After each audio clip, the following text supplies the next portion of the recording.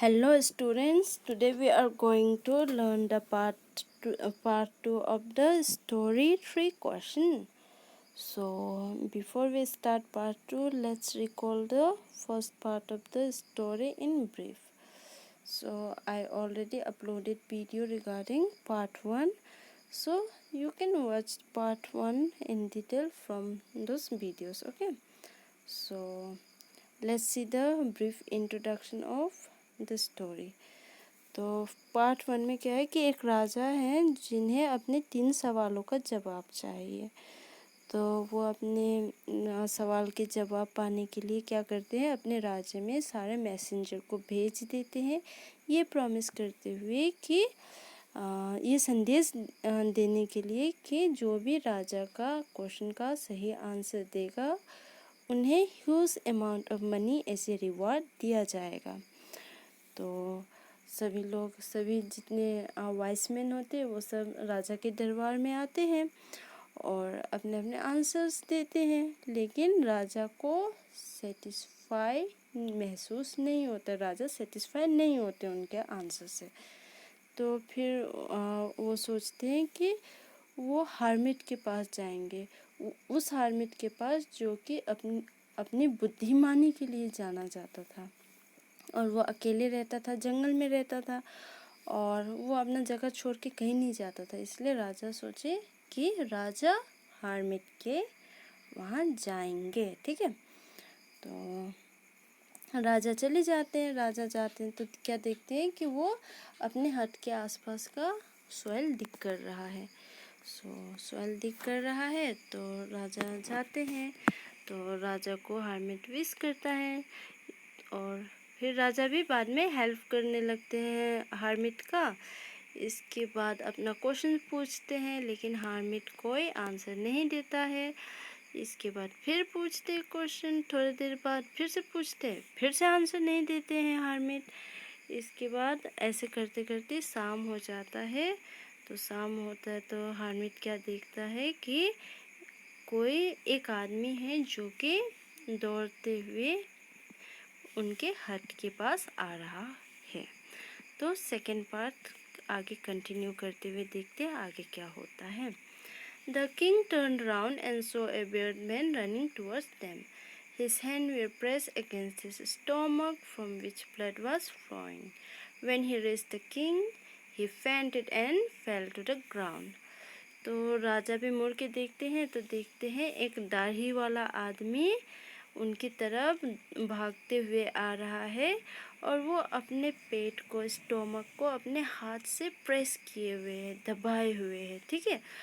और उसकी पेट से ब्लड फ्लो हो रहा है। और जब वो राजा के पास पहुंचता है तो पहुंचने के साथ साथ वो बेहोश होके ज़मीन पे गिर पड़ता है।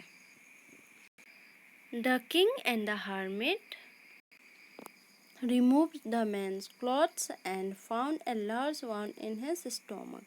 The king washed and covered it with his handkerchief, but the blood would not stop flowing. The king redressed the wound until at last the bleeding stopped.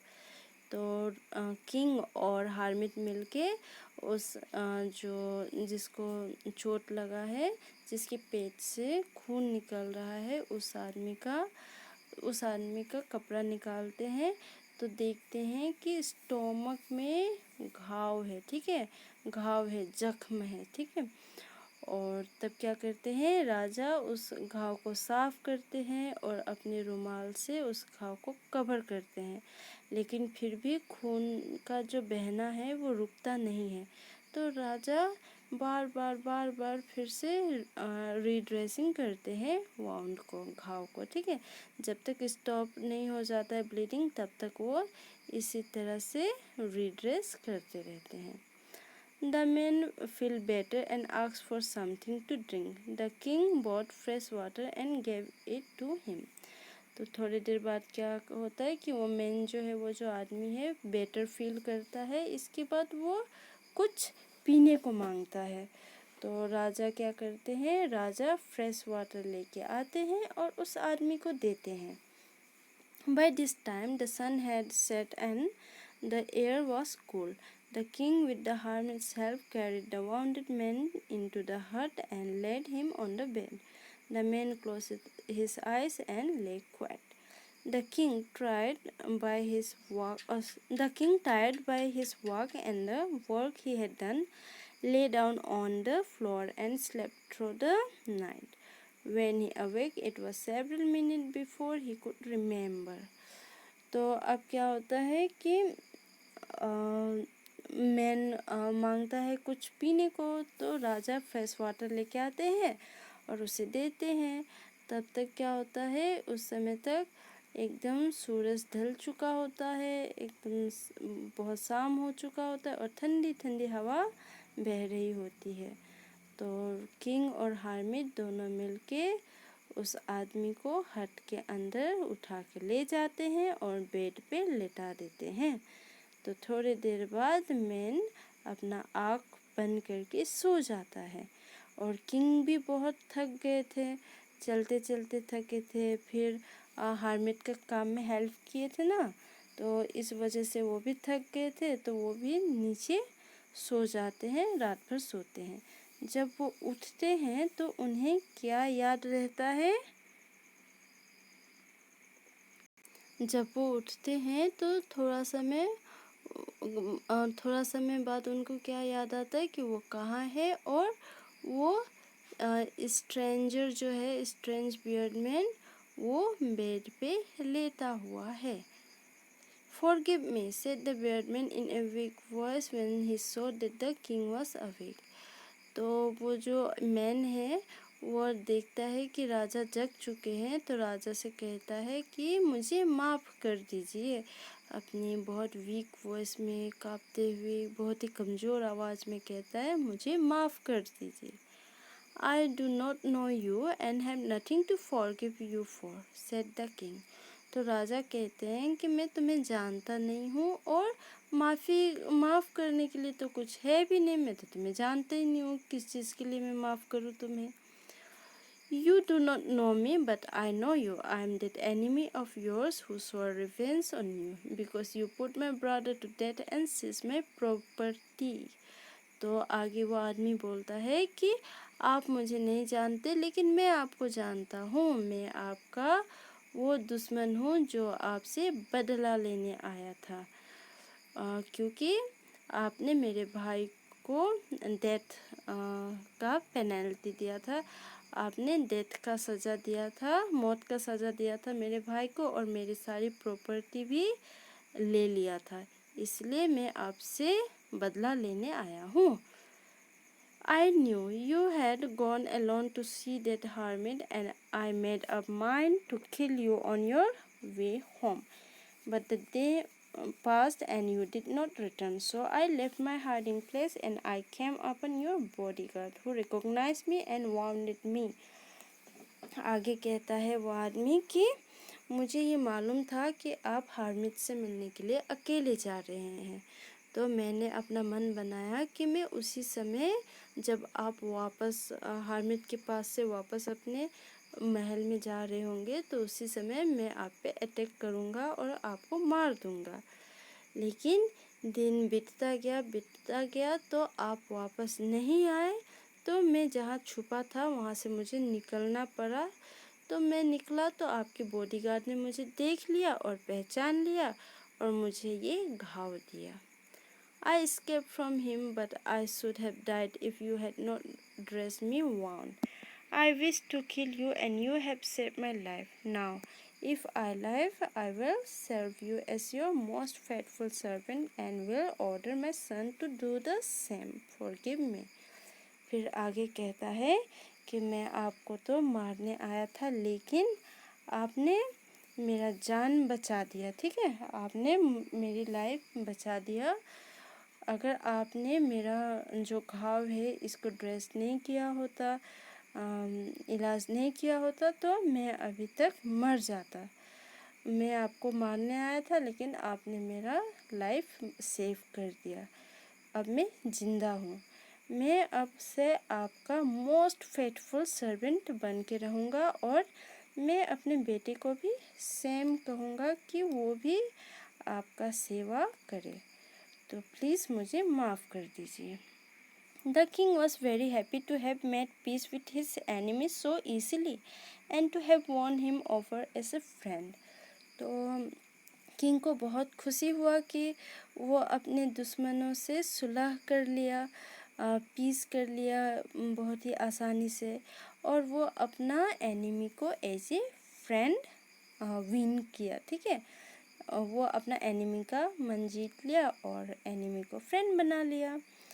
और he not only forgave him but said he would send his servant and his own doctor to look after him, and he promised to give back the man his property.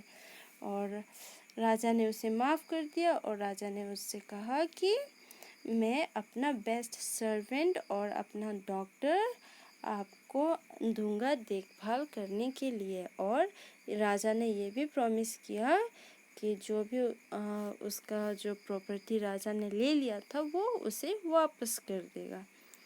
Leaving the wounded man, the king went out of the hut and looked around for the hermit. Before going away, he wished once more to get answer to his question.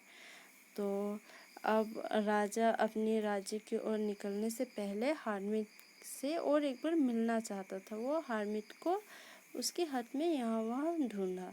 वो चाहता था कि जाने से पहले वो और एक बार अपने क्वेश्चन को रिपीट करे हार्मिट के पास।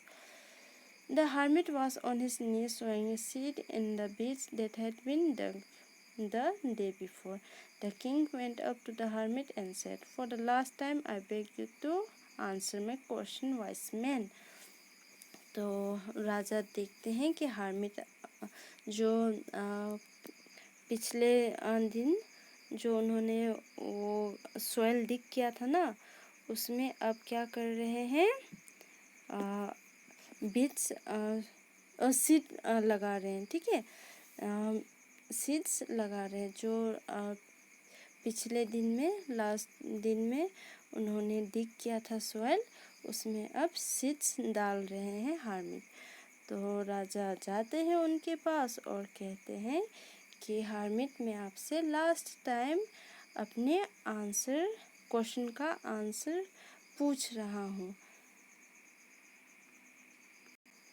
You have already been answered, said the hermit, still bending down to the ground and looking up at the king as he stood before him. तो हार्मिट राजा को क्या रिप्लाई करते हैं कि आपको आपका आंसर ऑलरेडी मिल गया है। तो वो वैसे ही झुके हुए ग्राउंड में झुके हुए आंसर देते हैं हार्मिट राजा को कहते हैं कि आपको आपका क्वेश्चन का आंसर ऑलरेडी मिल चुका है। How have I been answer, what do you mean. तो राजा पूछते हैं कि कैसे मुझे आंसर मिल गया, क्या मतलब है आपका कहने का क्या मतलब है। Do you not see, replied the hermit, if you had not pitied my weakness yesterday and had not dug this bead for me, you would have gone away. तो हार्मिट बोलते हैं, क्या आप देख नहीं रहे हो, अगर आप कल मुझ पे दया नहीं करते, मेरा वीकनेस पे दया नहीं करते और ये जो सॉइल डिग नहीं करते मेरे लिए, तो आप क्या करते, आप अपने राज्य जा चुके होते। Then that man would have attacked you and you would have wished you had stayed with me. तो आपको क्या करना पड़ता, आप जब राज्य की ओर लौट रहे होते तो वो आदमी आप पे अटैक करता और आपको मेरे यहाँ रुकना पड़ता।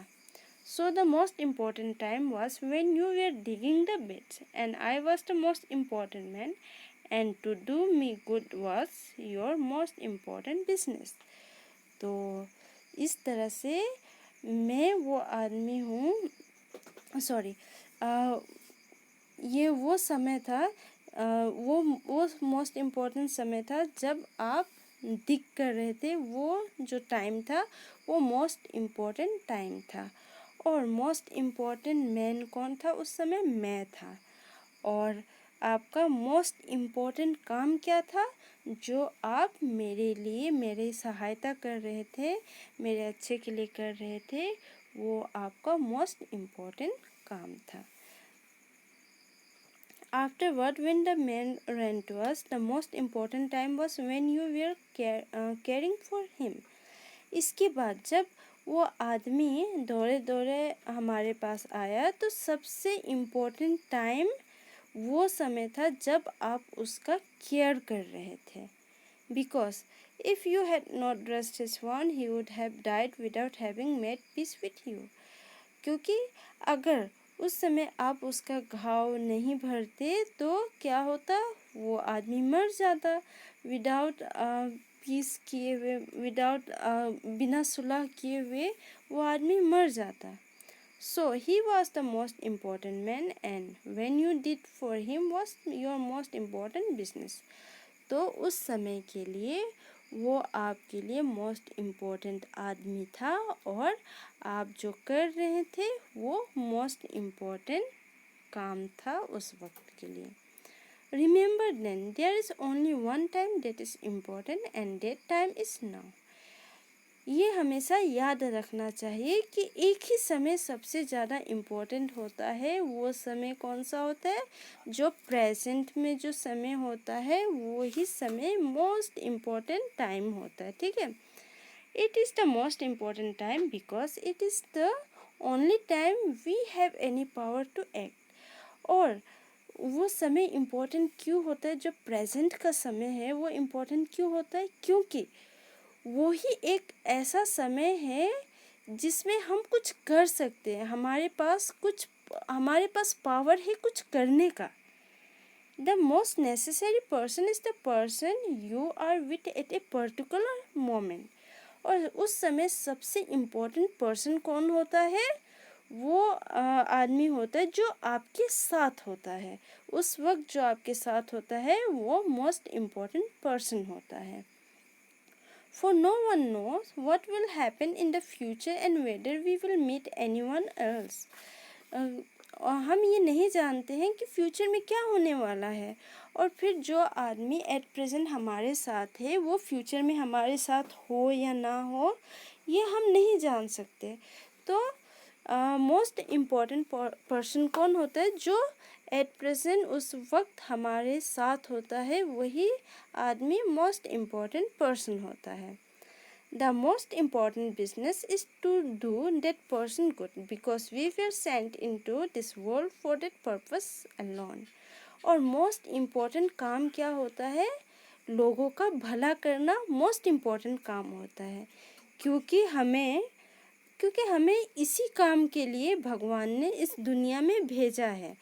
तो मोस्ट इम्पॉर्टेंट काम क्या होता है? लोगों का भलाई करना.